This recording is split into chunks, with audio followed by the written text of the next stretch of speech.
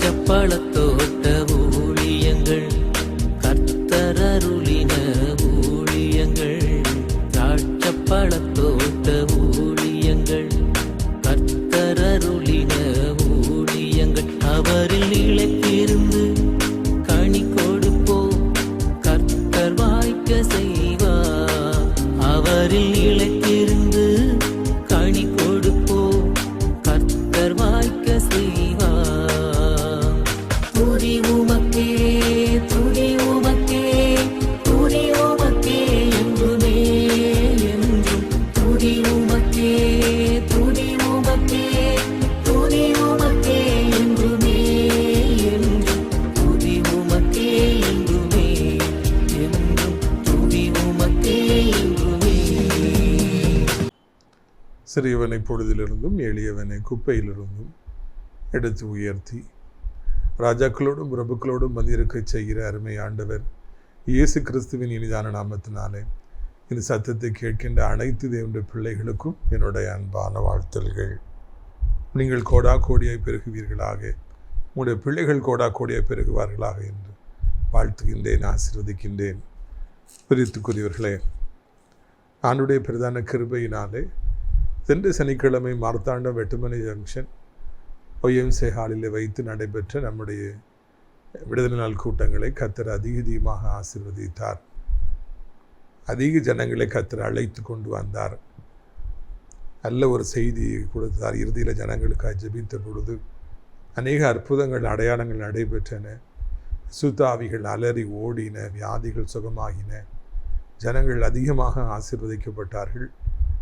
கர்த்தருடைய நாமத்திற்கு சோத்திரம். அந்த அனைவருக்கும் நல்ல சுவையான விருந்து, மீன் குழம்பு, பொரித்த மீன் என்று சொல்லி பரிமாற கர்த்தர் உதவி செய்தார். எல்லோரும் திருப்தியாக கடந்து போனார்கள். பிரியத்துக்குரியவர்களே, இந்த வாரம் சனிக்கிழமை 3வது சனிக்கிழமையாக இருக்கின்றபடியினாலே ஆண்டவருடைய சித்தப்படி காலை 10 மணிக்கு நம்முடைய ஊழியத்தின் தலைமையிடமாகிய நாசரே தேவனுடைய மாளிகையில் வைத்து விடுதலை நாள் கூட்டங்கள் நடைபெறும். திரளான ஜனங்கள் வந்து பங்கேற்பார்கள்.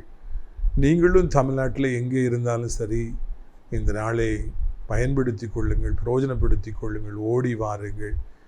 காலை 10 மணிக்கு கூட்டங்கள் ஆரம்பிக்கப்பட்டு 1:30 மணிக்கு முடிக்கப்படும். அதன் முடிவில் உங்கள் யாவருக்கும் நாங்கள் தனித்தனியாக பாரத்தோடு ஜெபிப்போம். வலது பக்கம் கோயம்புத்தூர் அன்னூரை சார்ந்த ஜோசப் அண்ணன் அவர்கள், இடது பக்கத்தில் நாஸ்திரி ஜபஜாம்பவான் வருவில் சேகர் ஐயா அவர்கள், இருவரும் என்னோடு இணைந்து நாங்கள் 3 பேரும் சேர்ந்து உங்களை விடுதலைக்காய் ஜெபிப்போம். நாஸ்திரி தேவனுடைய மாளிகைக்கு வந்து 1000 ஜனங்கள் விடுதலை பெற்றிருக்கிறார்கள். நீங்களும் வந்து இயேசு கிறிஸ்து உங்களுக்கு தரும் விடுதலையை இலவசமாக பெற்றுச் சொல்லும்படியாக அன்போடு அழைக்கின்றோம். கூட்டத்தின் இறுதியில் நல்ல விருந்து உங்களுக்கு பரிமாறப்படும்.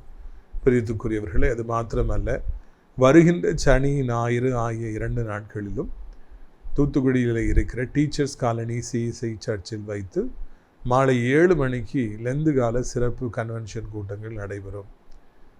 நீங்கள் தூத்துக்குடியை சார்ந்தவர்களாக இருப்பீர்கள் என்றால், தினந்தோறும் நம்முடைய நிகழ்ச்சியை பார்க்கின்றவராக இருப்பீர்கள் என்றால், இது ஒரு நல்ல சந்தர்ப்பம். நீங்கள் கண்டிப்பாக டீச்சர்ஸ் காலனி CSI சர்ச்சுக்கு வரும்படியாக, வந்து ஆசீர்வதிக்கப்படும்படியாக உங்களை அன்போடு கூட அழைக்கின்றோம்.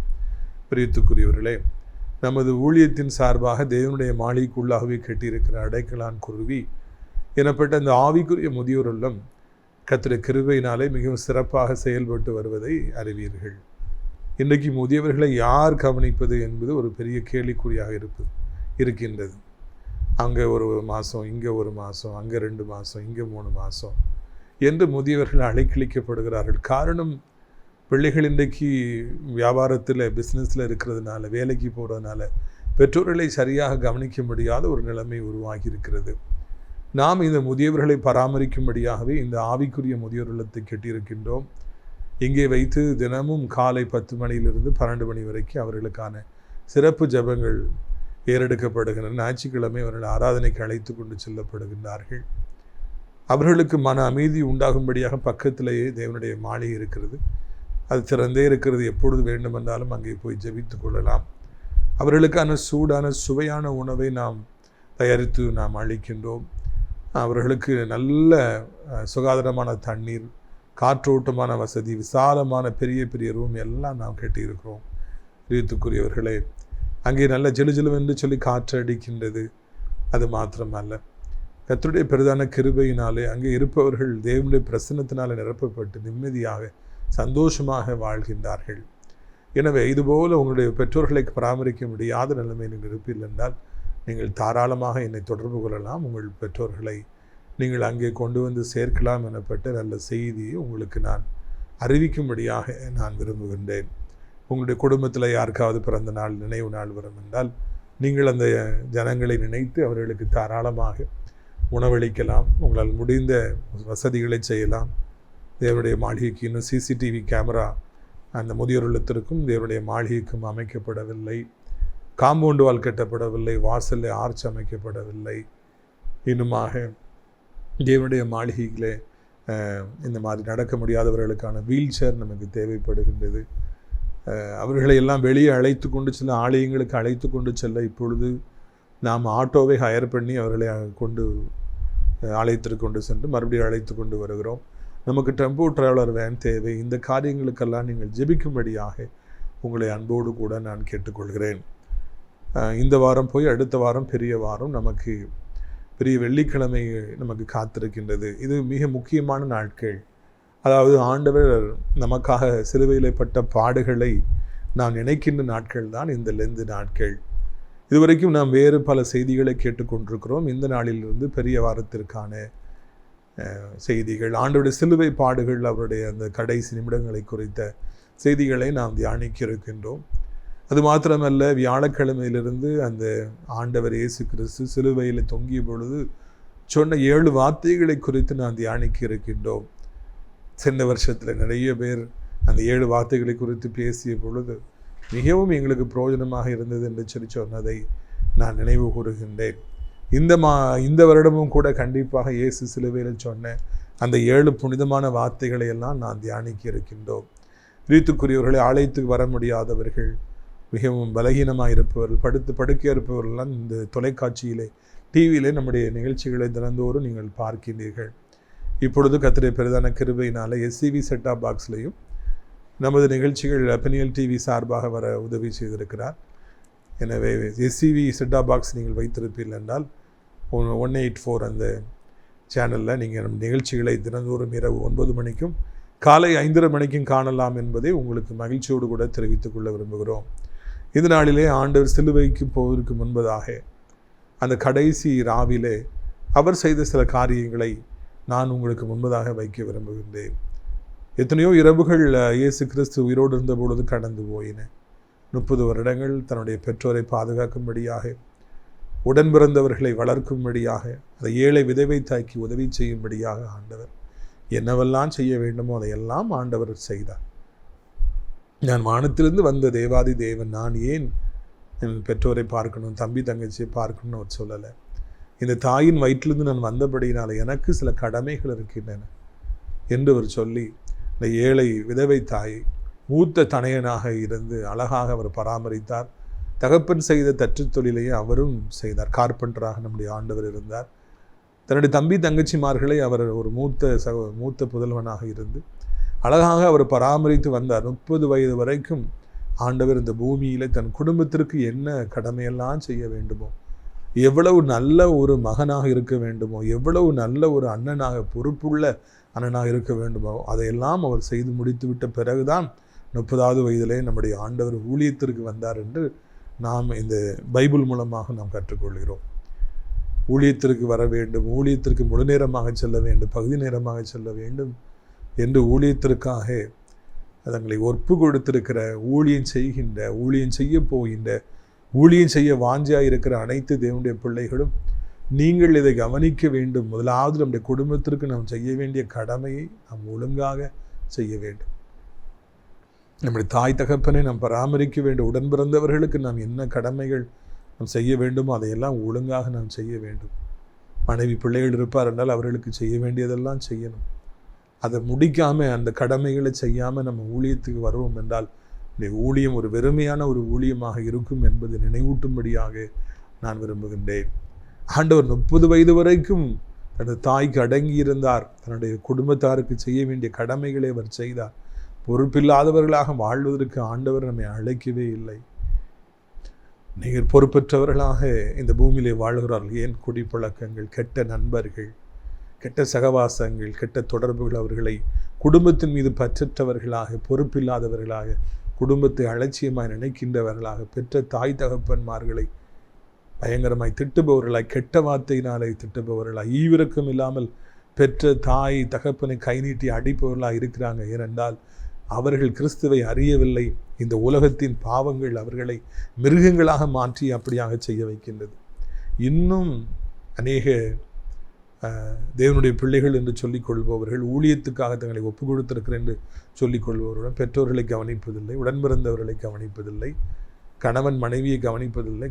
கேட்டால் நான் ஊழியம் என்று நான் போகிறேன் என்று சொல்லுகிறார்கள். இல்லை, உலகத்தின் மக்கள்தான் பெற்றோர்களை அலட்சியப்படுத்துகிறார்கள் என்றால் ஊழியம் செய்கின்ற நாமும் கூட அவர்களைப் போலவே பெற்றோர்களை அலட்சியம் செய்வோம் என்றால் நமக்கும் அவர்களுக்கும் என்ன வித்தியாசம் இருக்கிறது என்று நான் கேட்கும்படியாக விரும்புகிறேன். தாயை மதிக்க, தகப்பனை கணம் பண்ண கற்றுக்கொள்ளுங்கள். உன் தகப்பனை உன் தாயையும் கணம் பண்ணு என்று சொல்லி ஆண்டவர் நமக்கு சொல்லவில்லையா? பிரித்துக்குரியவர்களே, நாம் முதலாவது நம்முடைய குடும்பத்துக்கு செய்ய வேண்டிய கடமைகளை செய்து முடித்து விட்ட பிறகுதான் ஊழியத்துக்கு வரணும். ஏசப்பா 30 வருஷத்துக்கு அப்புறம் தான் ஊழியத்துக்கு வந்தாங்க. அந்த 30 வருஷத்தில் எத்தனையோ இரவுகள் கடந்து போயிருக்கும். பிதாவிட்ட பேசி ஏசப்பா அந்த இரவுகள்லாம் கடந்து போயிருப்பாங்க. ஊழியத்துக்கு வந்த பிறகு 3 வருடங்கள் அவர் இவங்க இல்லாமல் போனார். அப்பொழுதுதான் அவர் தூங்கினார் என்று நாம் வாசிக்கவே முடியாது. ஒரே ஒரு விசை கடலின் கீழ்த்தளத்திலே ஆண்டவர் தலையணை வைத்து தூங்கினார் என்று காண்கிறோம். அப்பொழுதும் கூட அவருடைய சீசர்கள் போய் அவரை தட்டி எழுப்புனாங்க. அலைகள் வந்து விட்டது, நாங்கள் சாக போகிறோமே, நமக்கு கவலை இல்லையா என்று கேள்வி கேட்டு ஆண்டுடைய உள்ளத்தை விசனப்படுத்தினார்கள். ஆண்டவரை தூங்க விடவில்லை. ஆனால் ஏனைய இரவுகளிலே அவர் தூங்கினார் என்று எந்த சான்றையும் நான் காண முடியவில்லை. காரணம், அவர் தன்னுடைய வாழ்க்கை பாதையிலே, ஊழியத்தின் பாதையிலே மாலையிலிருந்து காலை வரைக்கும், அதிகாலை வரைக்கும் அவர் ஜெபிக்கின்ற பழக்கத்தை உடையவராக இருந்தார் என்று பல இடங்களிலே நாம் வாசிக்கிறோம். அதிகாலமே எழும்பி சீடர்கள் அங்கும் இங்குமாக தேடுகிறார்கள். 12 பேர் இருக்கிறாங்க, ஆனால் ஆண்டவரை காணவில்லை. எங்கேயும் நம்முடைய ஆண்டவரை காணவில்லை தேடுறாங்க. அவர் ஊருக்கு வெளியே வனாந்திரத்தில் பிதாவிடத்தில் இவர் பேசி கொண்டிருந்தார் என்று காண்கின்றோம். இரவெல்லாம் ஜெபம், பகலெல்லாம் ஊழியம் என்பதுதான் ஆண்டவருடைய ஊழியத்தின் பாதையின் ஃபார்முலாவாக இருந்தது. ஊழியத்தை செய்ய விரும்புகின்ற தேவனுடைய பிள்ளைகளே, இந்த ஃபார்முலாவை உங்களுடைய வாழ்க்கையில் மறந்துடாதீங்க. இரவு முழுவதும் ஜெபம், மாலையிலிருந்து ஜெபம், காலையில் முழுவதும் ஊழியம். இந்த ஃபார்முலா இல்லாமல் ஊழியத்துக்கு வருபவர்கள் இடறி விழுந்து போவார்கள். சரியான ஜெபம் இல்லாதபடிக்கு, ஆயத்தம் இல்லாதபடிக்கு, பிதாவுடைய முகத்தை உற்று நோக்கி பார்த்துவிட்டு அதன் பின்பு வந்து ஊழியத்தை செய்யாதபடிக்கு, மாம்சீகத்தில் ஊழியம் செய்கின்ற, சுய பலத்தினாலே போராடுகின்ற, சுய பலத்தை ஊழியத்துக்குள்ளே கொண்டு வருகிற, சுயத்தை ஊழியத்துக்குள்ளே கொண்டு வருகிற எத்தனையோ பேர்களை நாம் இன்றைக்கு காண்கின்றோம். தேவனுடைய முகத்தை பார்த்துவிட்டு ஊழியத்தை செய்ய வேண்டும். தேவனுடைய பலத்தை பெற்றுக்கொண்டு ஊழியத்தை செய்ய வேண்டும். மணிக்கணக்காக ஆண்டுடைய பாத்திலே முழங்கால் படியிட்டு ஊழியத்தை செய்ய வேண்டும் என்கிற அந்த அடிப்படை உண்மைகள் இன்றைக்கு மறைக்கப்பட்டு, மாம்சீகத்தில் இன்றைக்கு அநேகர் ஊழியத்துக்கு மாம்சீகத்தில் முயற்சிகளை எடுத்து குறுக்கு பத்தியினாலே ஊழியங்களில் வெற்றி பெற்று விடலாம் என்று போராடுவதை பல இடங்களிலே பார்க்கின்றோம். வேதனைப்படுகின்றோம். நல்லா ட்ரெஸ் பண்ணுறதுனால, ஃபோட்டோ எடுத்து போடுறதுனால, நோட்டீஸ் ஊட்டுறதுனால, ஒரு மாதிரி நம்மை விளம்பரப்படுத்துவதனால ஜனங்கள் வந்து விடுவார்கள் என்று நாம் நினைப்போம் என்றால் நாம் சிறு பிள்ளைகளாக இருப்போம். இன்னொரு கூட்டத்துக்கு போகின்றவர்களை, இன்னொரு சர்ச்சைக்கு போகிறவர்களை ஏமாற்றி நம்முடைய ஊழியத்திற்கு இழுத்து விட வேண்டும் என்று சொல்லி நாம் நினைப்போம் என்றால், அப்படிப்பட்ட எண்ணங்கள் நம்முடைய உள்ளத்துக்களை வரும் என்று அங்கே போகிற கூட்டத்தை இங்கே திருப்பிடலான்னு சொல்லி நம்ம நினைப்போம் என்றால், நம்முடைய மாம்சீகத்தில் நம்முடைய ஊழியத்தை வளர்த்து விட வேண்டும், நாம் நின்று விட வேண்டும் என்று சொல்லி நான் நினைப்போம் என்றால், நம்மை விட பரிதபிக்கப்பட்டவர்கள் யார் இருக்க முடியாது. இன்றைக்கு எத்தனையோ பேர் ஊழியத்துக்கு வந்து விட்ட பிற்பாடு, ஊழியத்திற்கு வந்து விட்ட பிறகு, டிவி சேனல்களை ஆரம்பித்து விட்ட பிறகு, பல கூட்டங்களை ஆரம்பித்து விட்ட பிறகு, ஆண்டவருடைய ஃபார்முலாவை மறந்துவிட்டு, இரவு முழுவதும் ஜெபம், பகல் முழுவதும் ஊழியம் என்பதை மறந்துவிட்டு, ஆவிக்குரிய போராட்டத்தை போராடாதபடிக்கு பரிதாபமாக மாம்சீகத்தில் தங்களுடைய சுயத்தில் ஒரு நரியை போல தந்திரமாக பல காரியங்களை செய்து ஊழியத்தை வளர்த்து விடலாமா என்று நினைக்கிறாங்க. இல்லவே இல்லை. அப்படிப்பட்ட ஊழியங்கள் ஒரு காலம் வெற்றி பெறவே முடியாது. ஒரு சில வெற்றிகள் வந்தது போல இருக்கலாம். ஒரு ஜனங்களை ஏமாற்றி கொண்டு வந்து நான் ஜெயித்து விட்டேன் நம்ம நினைக்கலாம், கூட்டத்தை கூட்டி விட்டேன்னு நினைக்கலாம். ஆனால் அவைகள் நிரந்தரமாக இருக்காது. பரத்திலிருந்து பார்க்கிற ஆண்டவர் பலே என்று சொல்லுகிறவர் அல்ல. எப்படியாவது வெற்றி பெற்றுவிடு என்று ஆண்டவர் நமக்கு சொல்லவில்லை. நீ இப்படித்தான் வெற்றி பெற வேண்டும், நீ முழங்காலை ஊன்றித்தான் நீ வெற்றி பெற வேண்டும், கண்ணீர் வெடித்து தான் நீ பைபிளை வாசிக்க வேண்டும், நீ ஊழியத்துக்குள்ளே வர வேண்டும், நீ ஆத்தும பாரத்தோடு தான் நீ ஊழியத்தை செய்ய வேண்டும். அப்படி செய்தால் உனக்கு நான் துணை இருப்பேன், உன்னோடு கூட இருப்பேன், உன்னை நான் ஆசீர்வதித்து உன்னை பெருக பண்ணுவேன் என்று நம்முடைய ஆண்டவர் சொல்லுகிறார். எனவே மாம்சீகத்தில் இன்றைக்கு ஊழியத்திற்கு வந்துவிட்ட எத்தனையோ பேர்களை காண்கிறோம். சுயபலத்தினாலே ஊழியம் செய்கிற ஆத்துமாக்களை திருட நினைக்கின்றவர்களை காண்கின்றோம். இது அவருடைய அறியாமையை காண்பிக்கிறது. சத்ரு இன்றைக்கு ஜெபம் செய்கிற அந்த முக்கியத்துவத்தை அவர்களுடைய கண்களுக்கு மறைய செய்து உன்னுடைய மாம்சீகத்தில் நீ போராடு என்று சொல்லி அவர்களை அழைத்து அவர்களை தந்திரமாக செயல்பட வைக்கின்றான். ஆனாலும் அது இறுதியிலே அழிவையே கொண்டு வரும், சமாதானத்தை ஒரு காலம் கொண்டு வராது என்று அறிகிறோம். இது இரண்டாவதாக நாம் காண்கிற காரியம்.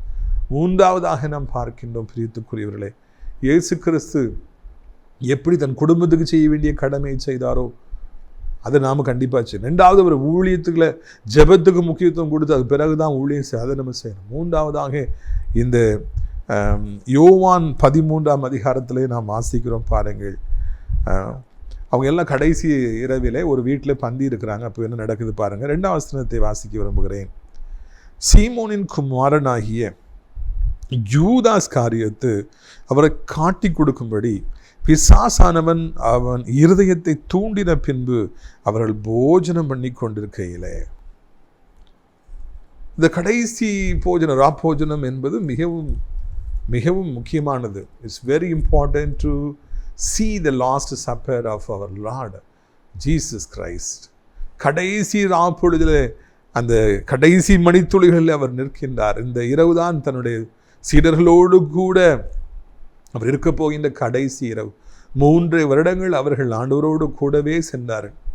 ஒரு தாய்க்கோழி போகும் பொழுது அந்த கோழி குஞ்சுகள் எல்லாம் அம்மாவுக்கு பின்பாகவே ஓடி செல்வது போல, ஒரு மேய்ப்பன் செல்கிற பொழுது பின்பாகவே அந்த 100கணக்கான ஆடுகள் ஓடி செல்வது போல, ஒரு தாய் பின்பு பிள்ளை போவது போல ஆண்டவர் பின்பு இந்த 12 சீடர்களும் 3 வருடங்களாக பின்பு வந்து கொண்டே இருந்தார்கள். இந்த 3 ஆண்டுகளும் இரவு நேரத்தில் ஆண்டவரோடு அவர்கள் தங்கியிருந்தார்கள். இந்த இரவும் அப்படிப்பட்ட இரவு தான். ஆனால் இது கடைசி இரவு. இனி இவர்களோடு கூட நான் இருக்க முடியாது, இந்த பூமியை விட்டு நான் போகிற வேலை வந்தது என்று ஆண்டவர் அறிந்து மிகுந்த பாசத்தோடு கூட தன் அன்பை காண்பிக்கும்படியாக அந்த கடைசி ராவிலே மிகவும் அவர் அதிக அன்போடு கூட அவர்களோடு இருந்தார். அப்பொழுது அவர் அவர்களோடு போஜனம் பண்ணினார் என்று நாம் காண்கின்றோம். இன்னும் இந்த ஒரு இரவு தான், இதுக்கு பிறகு நம்ம இவர்களோடு இருக்க முடியாது என்ற உடனே அவர்களுக்கு ஆண்டவருக்கு உள்ளத்தில் எவ்வளவு துக்கமாக இருந்திருக்கும். ஏன்னா அவர்களை நேசித்தார். ஆண்டவர் எப்பொழுதுமே உண்மையான அன்புக்கு சொந்தக்காரராக இருக்கிறபடியினாலே தன்னுடைய 12 சீடர்களை உண்மையாய் நேசித்தார். மேலோட்டமாக நேசிக்கவில்லை, உதடுகளினாலே நேசிக்கவில்லை, வெற்று வார்த்தைகளினால் நேசிக்கவில்லை, உள்ளத்தின் ஆழத்திலிருந்து உண்மையாக அந்த 12 சீடர்களை அவர் நேசித்தார். எனவே அவர்களை பிரிய வேண்டிய ஒரு நேரம் வந்துவிட்டதே என்று அவர் கலங்கினார். ஒருவரை நாம் உண்மையாய் நேசித்தால்தான் அவர்கள் நம்மை விட்டு கடந்து போகின்ற பொழுது நமக்கு துக்கமாக இருக்கும், வருத்தமாக இருக்கும், நம்முடைய கண்களில் அது கண்ணீரை வரவழைக்கும், தாங்க முடியாத வருத்தத்தை ஏற்படுத்தும். நாம் உதடுகளினாலே ஒருவரை நேசித்து விட்டு அவர் பிரிந்து போகின்ற பொழுது நமக்கு அது வருத்தத்தை ஏற்படுத்தாது. தேவனுடைய மாளிகையிலே ஒரு லேப்ரடாஃப் எனப்பட்ட ஒரு நாய், ஒரு கருப்புகுல நாயை நம்ம வளர்த்தோம். அது ஒரு 20-25 நாட்கள் தான் இங்கே இருந்தது. மிகப்பெரிய நாய். அதை சாதாரண சங்கிலியில் கெட்ட முடியாது.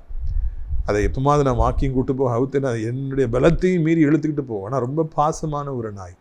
அது வாயிலே அந்த தண்ணீர் குடிக்கிறதுக்கு ஊற்றி வைக்கிற அந்த அலுமினிய வாளியை தூக்கிட்டு அங்கே இங்குமாக அது நடந்து அழகாக அது அழகு காண்பிக்கும். எனக்கு ரொம்ப பிடிக்கும். தண்ணீர் கொடுத்தா குடிக்கும், சாப்பாடு கொடுத்தா சாப்பிடும், என் மேலே ஏறி என்னை கெட்டிப்பிடித்து கொள்ளும் பெரிய ஒரு நாய்.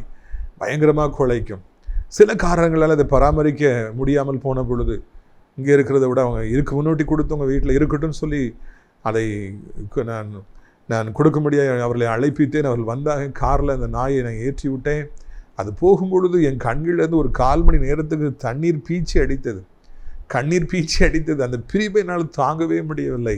காரணம், அந்த நாயை நான் அவ்வளவு நேசித்திருக்கிறேன் என்பது அது பிற்பாடு தான் எனக்கு தெரிய வந்தது. பிரியத்துக்குரியவர்களே, ஒரு நம்ம நேசிக்கும் போது விலங்காக இருந்தால் கூட, அது மனுஷனாக இருந்தாலும் யாராக இருந்தாலும் நண்பனாக இருந்தாலும் உறவாக இருந்தாலும் அவங்க பிரிஞ்சு போகிறாங்கன்னா தாங்க முடியாது. அது மரணமாக இருக்கலாம், இல்லைனா வேலை கிடைத்து வேறு ஊருக்கு போகலாம், படிப்புக்கு போகலாம், இல்லைனா நம்ம விட்டு அவங்க தூரமாக போகிறோம். பிரிவுங்கிறது ரொம்ப கொடூரமானது. எப்போது தெரியுமா? நாம் அவரை நேசித்தாதான். நேசிக்காமல் இருக்கும்போது ஒரு பிரிவு வருதுன்னா நமக்கு அது போனால் போட்டு போடா அப்படின்னு சொல்லி நம்ம சொல்லுவோம். நேசித்தால் அந்த பிரிவு பயங்கரமாக இருக்கும்.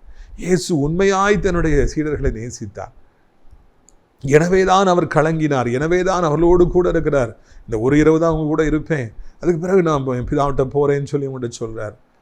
உண்மையான அன்பை அவர் சீடர்களுக்கு காண்பிச்சதுனால அவரோடு சேர்ந்து அவர் போஜனம் பண்ணினார், பேசினார் என்று காண்கின்றோம். இது 12 சீடர்களையும் ஆண்டவர் உண்மையாய் நேசித்தார். 3வது பாடமாக நாம் கற்றுக்கொள்கிறோம், நம்மோடு கூட இருப்பவர்களை நாம் உண்மையாய் நேசிக்க கற்றுக்கொள்ள வேண்டும்.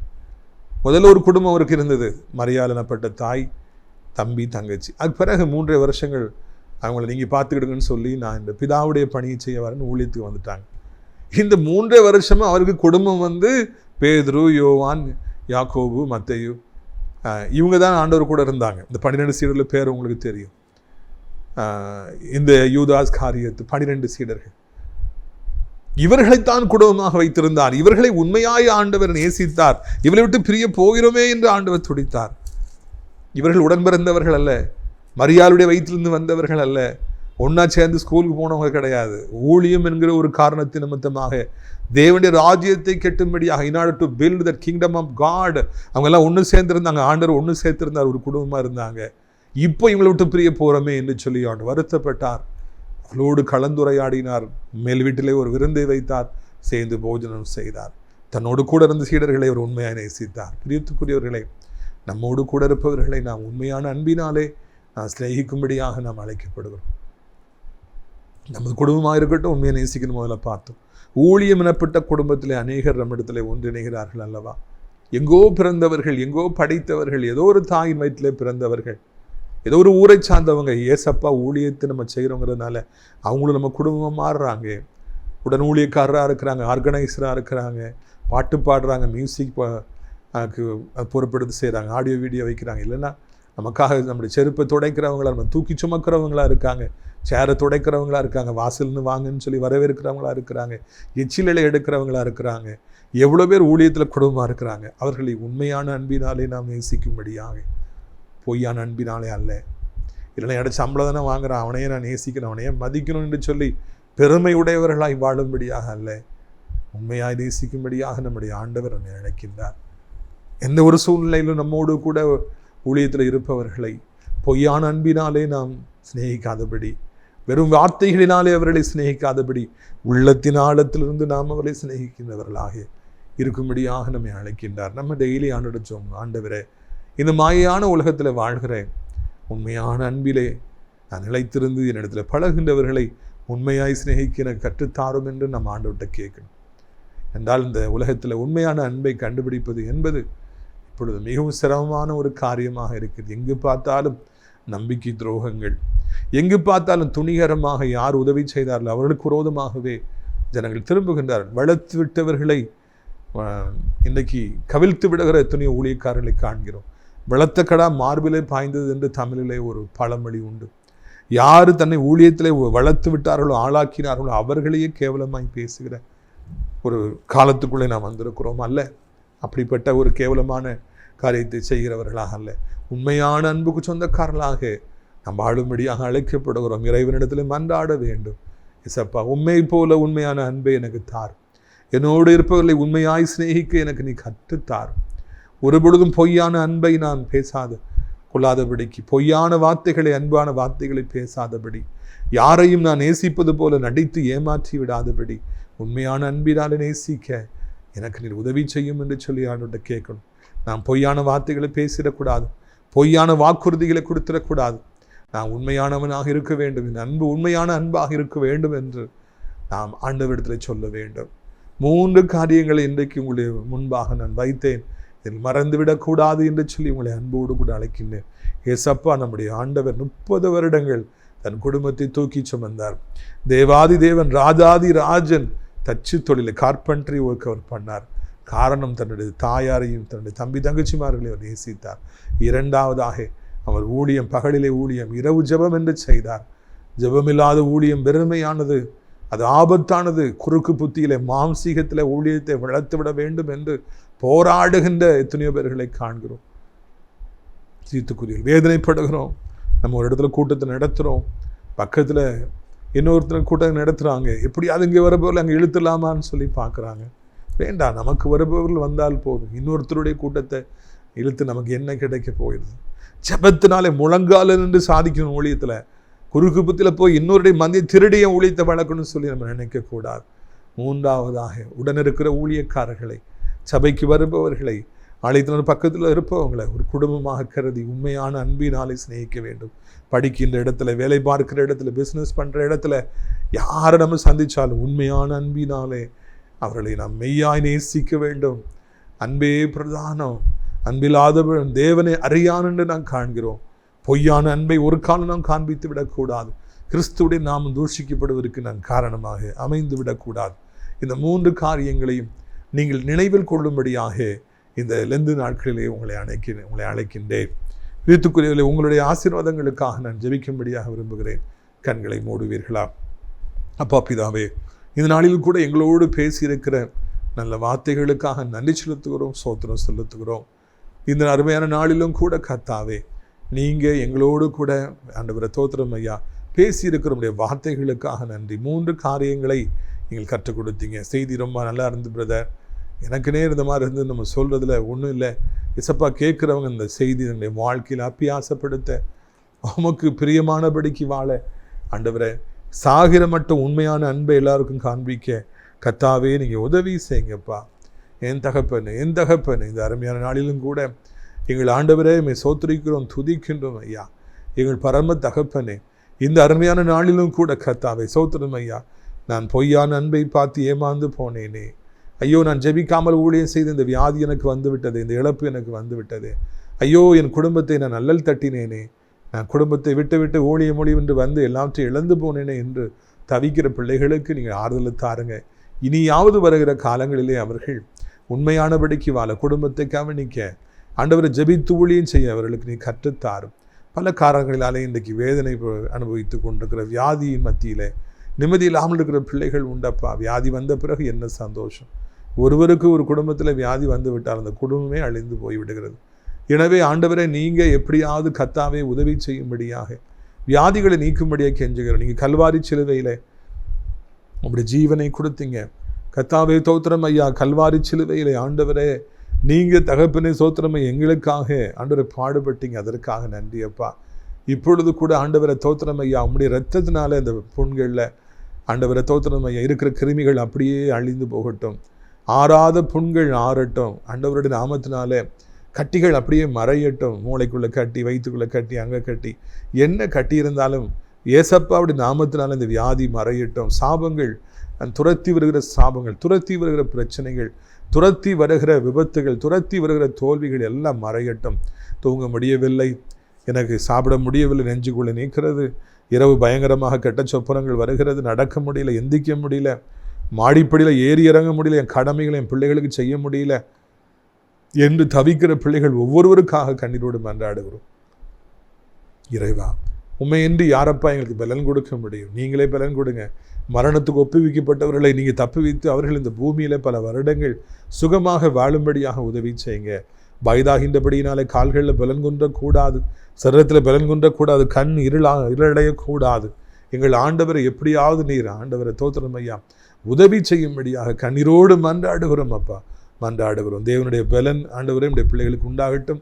பண நெருக்கடியினாலே ஆண்டவர் தவித்து கொண்டிருக்கிற எத்தனை பேர்கள் உண்டு. கடன் பாரங்களினாலே, வட்டி கடன்கள் நெருக்கப்படுகிறவர்கள் உண்டு. தற்கொலை தான் செய்து கொள்ளணும், என் கடனை அடைக்க முடியல, என்ன பண்ணுவேன், இவ்வளோ தேவை இருக்குது, என்ன பண்ணுவேன், நாளைக்கு இவ்வளோ ரூபா எனக்கு தேவையே. யாரப்பா அவர்களுக்கு உதவி செய்ய முடியும்? நீங்கள் தான் உதவி செய்ய முடியும். இந்த இரவு அவர்களுக்கு ஒரு அற்புதத்தை செய்யும், அவருடைய தேவைகளை சந்தியும். அவருடைய பிள்ளைகளுக்கு ஒரு வருமானத்துக்கான நிரந்தரமான வழியை உண்டாக்கும். வேலையில்லாதவர்களுக்கு வேலைகளை தார். கவர்மெண்ட் ஜாப் காத்திருக்கிறேன், வீசாவை காத்திருக்கிறேன், ப்ரமோஷனுக்கு காத்திருக்கிறேன், டிரான்ஸ்ஃபர் காத்திருக்கிறேன், எல்லாத்தையும் தாருங்க. கவர்மெண்ட் எக்ஸாம் எழுதுகிற பிள்ளைகளுக்கு ஜெபிக்கிறோம். ஞானத்தையும் புத்தியும் தந்து அவர்களை தூக்கி நிறுத்த வேண்டும் என்று சொல்லி கெஞ்சி மன்றாடுகிறோம். தேவனுடைய கண்கள் அவர்களுக்கு இரக்கம் கிடைத்து ஸ்டேட் லெவலில் அவர் ஃபர்ஸ்ட்டாக வர பேப்பர் எல்லாத்துலேயும் அவங்க போட்டா பேர்லாம் வர உதவி செய்யுங்க ஆண்டவரே. வாலிப பிள்ளைகள் பைக்கை எவ்வளோ வேகமாக ஓட்டுறாங்க, அப்பாவிகள் மேலே முட்டி அவர்களை கொன்று தானும் கொலையுண்ணப்பட்டு விடாதபடி, பெற்றோருடைய கனவுகளெல்லாம் வீணாக போய்விடாதபடி அவருடைய கண்களை திறந்து மெதுவாக பைக்கை ஓட்டி செல்ல உதவி செய்யுங்க. விபத்து, நாச, மோசங்கள், துர்ச்செய்திகள் எதுவும் வராதபடி காத்துக்கொள்ளுங்க.